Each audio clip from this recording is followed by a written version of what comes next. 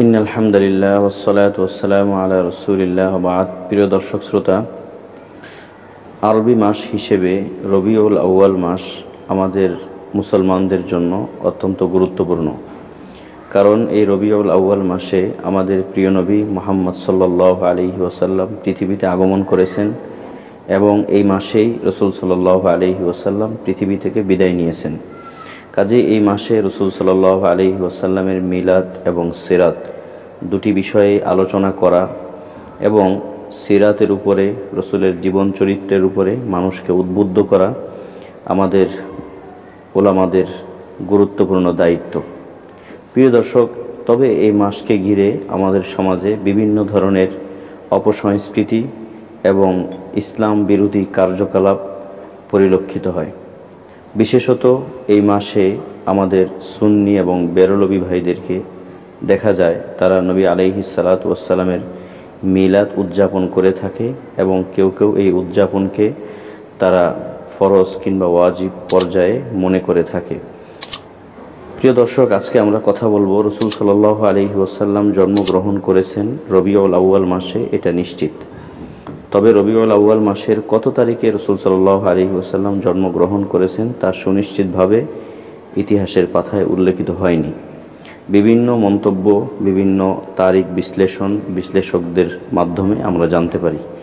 প্রিয় দর্শক, আমাদের সামনে রয়েছে আল বিদায়া ওয়ান নিহায়া, আল্লামা ইমাদউদ্দিন ইবনে কাসির রহমতুল্লাহ আলাইহি, যিনি 774 হিজরিতে ইন্তেকাল করেছেন। তার লিখিত এই বিখ্যাত কিতাবের 2 নম্বর খণ্ডের 242 নম্বর পৃষ্ঠায় রাসূল সাল্লাল্লাহু আলাইহি ওয়াসাল্লামের জন্ম তারিখ নিয়ে অনেকগুলো মন্তব্য উল্লেখ করা হয়েছে।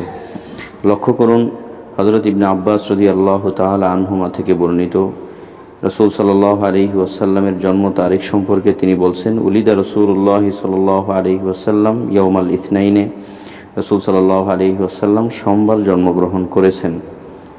এরপরে মন্তব্য উল্লেখ করা হচ্ছে, ওয়াকিলা লিসামানিন খালাউনা মিনহু, যে রাসূল সাল্লাল্লাহু আলাইহি ওয়াসাল্লাম জন্মগ্রহণ করেছেন রবিউল আউয়াল মাসের যখন এই 8 দিন অতিবাহিত হয়েছে, তার মানে রবিউল আউয়াল মাসের 9 তারিখে রাসূল সাল্লাল্লাহু আলাইহি ওয়াসাল্লাম পৃথিবীতে এসেছেন। তৃতীয় মন্তব্য হচ্ছে, ওয়াকিলা লিআশরিন খালাউনা মিনহু, কেউ কেউ বলেন রবিউল আউয়াল মাসের 10 দিন অতিবাহিত হওয়ার পর রাসূল পৃথিবীতে আগমন করেছেন। ওয়াকিলা লিসিনতাই আশারাতা খালাত মিনহু, কেউ কেউ বলেন যে 12 দিন অতিবাহিত হওয়ার পর 13তম দিনে রাসূল সাল্লাল্লাহু আলাইহি ওয়াসাল্লাম রবিউল আউয়াল মাসের 13তম দিনে পৃথিবীতে আগমন করেছেন। আবার কেউ কেউ ওয়াকিলা লিসাবাতা আশারা খালাত মিনহু, রবিউল আউয়াল মাসের 7 দিন অতিবাহিত হওয়ার পরে রাসূল পৃথিবীতে আগমন করেছেন। কেউ কেউ বলেছেন 8 দিন অতিবাহিত হওয়ার পরে রাসূল পৃথিবীতে এসেছেন। তাহলে এখানে আমরা অনেকগুলো মন্তব্য পেলাম।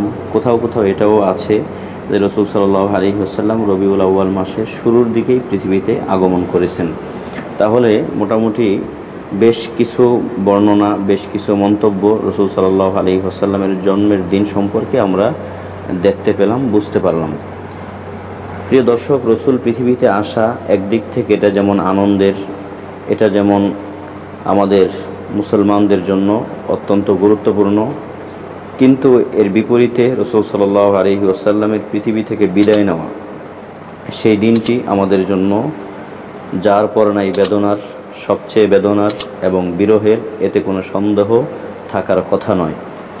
প্রিয় দর্শক, আমাদের সুন্নি ভাইয়েরা 12 রবিউল আউয়াল তারা মিলাদ উদযাপন করে থাকে, অথচ আমরা আপনাদেরকে দেখালাম যে রাসূল সাল্লাল্লাহু আলাইহি ওয়াসাল্লাম 12 রবিউল আউয়াল জন্মগ্রহণ করেছেন। এটা ইতিহাসের পাতায় সুনিশ্চিতভাবে উল্লেখ নেই, কারণ জন্মের দিন নিয়ে বেশ মতানৈক্য, বেশ ইখতিলাফ পরিলক্ষিত হয়।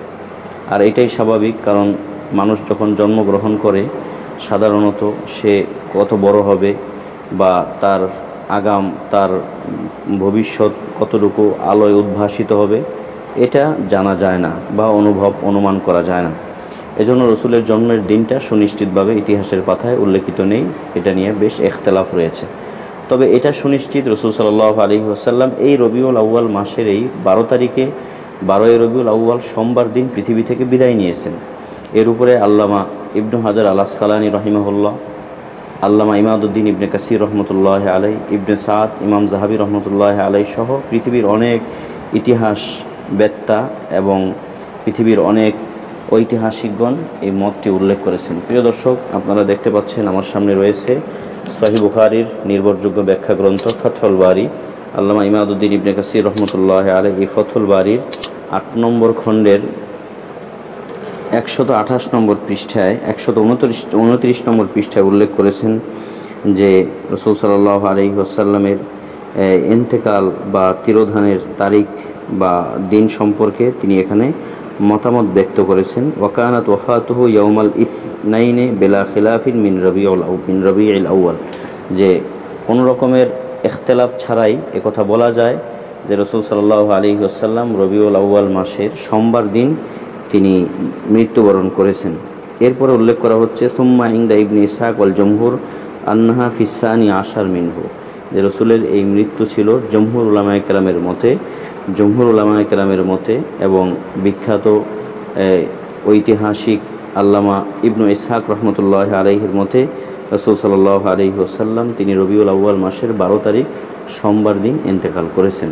প্রিয় দর্শক শ্রোতা, তাহলে আমরা বুঝতে পারলাম যে রসুলের জন্মের তারিখ নিয়ে মতানৈক্য থাকলেও রসুলের মৃত্যুর তারিখ নিয়ে কোনো মতানৈক্য নেই, কোনো ইখতিলাফ নেই। কাজেই একটা মতবিরোধপূর্ণ দিনে আমরা আনন্দ উদযাপন ঠিকই করছি, কিন্তু রসুল সাল্লাল্লাহু আলাইহি ওয়াসাল্লাম যে মৃত্যুবরণ করলেন, পৃথিবী থেকে বিদায় নিলেন, এর জন্য কিন্তু আমাদের বেদনা, যন্ত্রণা বা আমাদের এই দুঃসহ কষ্ট অনুভব করা, এটা কিন্তু আমাদের থেকে দেখা যায় না, আমরা এগুলো দেখি না, অথচ এটাই হওয়ার কথা ছিল। এবার আসুন রসুল সাল্লাল্লাহু আলাইহি ওয়াসাল্লামের জন্ম উপলক্ষে শরীয়তে কি বর্ণিত আছে, রসুল নিজেই কি করতে বলেছেন বা এই বিষয়ে রসুলের ফরমান কি, রসুলের সাহাবীরাই বা কী করেছেন। প্রিয় দর্শক, আমরা আমাদের সমাজে মিলাদুন্নবী নামে যা করে থাকি, গদবাদা কিছু কবিতার সুরে ছন্দে কিছু বিষয় উল্লেখ করা, এরপরে জিলাফি খাওয়ার যেই উৎসব আয়োজন আমাদের সমাজে দেখা যায়, বিভিন্ন ধরনের ইসলাম বিবর্জিত কর্মকাণ্ড আমরা দেখে থাকি, এর সাথে শরীয়তের দূরতম কোনো সম্পর্ক নেই। একটা বিষয় পাওয়া যায় হাদিসের মধ্যে রাসূল সাল্লাল্লাহু আলাইহি ওয়াসাল্লামের জন্মের দিনকে কেন্দ্র করে, সেটা হচ্ছে রোজা রাখা। রাসূল রোজা রাখার কথা বলেছেন, রাসূলের হাদিস থেকে এটাই জানা যায়।